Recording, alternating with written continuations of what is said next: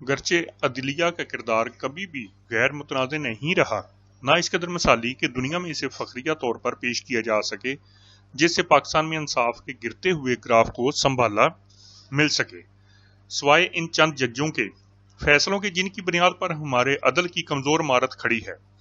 ذوالفقار علی بھٹو سے میاں نواز شریف اور پھر عمران خان تک فیصلوں نے عدل کی تاریخ میں ایسے سیاہ بواب رقم ہوئے ہیں جن سے پاکستان عدل و انصاف کے حوالے سے بدترین ممالک کی فہرست میں شمار ہونے لگا، اور دنیا میں اعلیٰ عدالتوں کے منصفین کو عدلیہ کے باوقار نمائندوں کی بجائے سیاسی جماعتوں کے کارکنوں کے طور پر دیکھا جانے لگا۔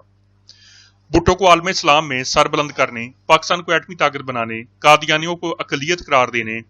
90,000 محصور پاکستانیوں کو واپس لانے اور عالم اسلام کو متحد کرنے کے علاوہ مسئلہ کشمیر کو دنیا بھر میں اجاگر کرنے جیسے جرائم کی سزا دینے کے لیے عدلیہ نے اسٹیبلشمنٹ کا حکم بجا لانے کی انتہا کرتے ہوئے پھانسی کے پھندے پر لٹکا دیا۔ دوسرے کو کھلے عام انصاف کے تقاضے پامال کرتے ہوئے پاناموں کی فرضی کہانی پر سیاسی موت مار دیا اور زندگی بھر کے لیے نااہل قرار دے دیا،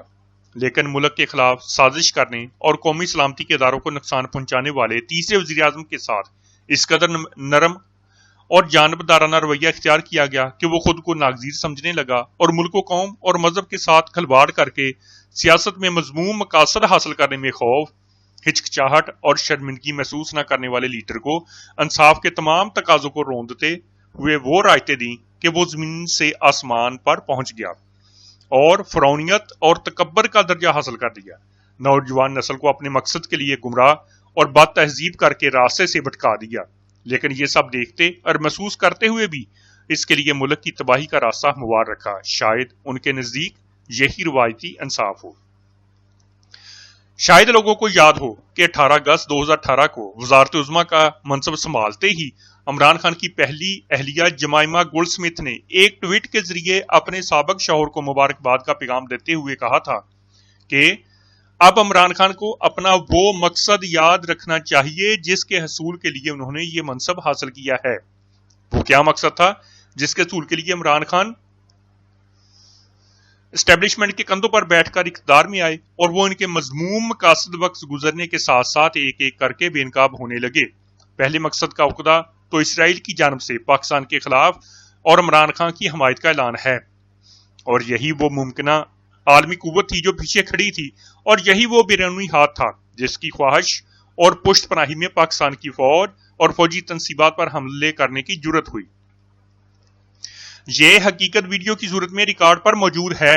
کہ عمران خان نے ایک مخصوص مذہب کے رہنماؤں کی کانفرنس میں انتہائی جذباتی انداز میں آئین میں ختم نبوت کی شک ڈالنے کے حوالے سے تنقید کرتے ہوئے کہا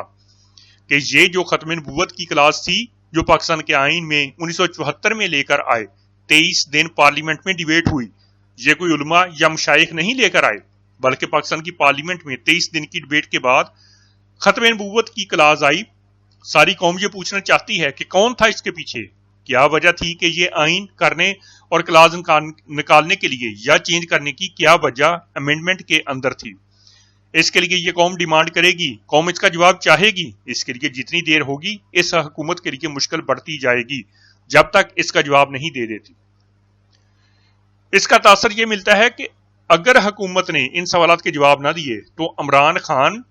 کا کمزور موقف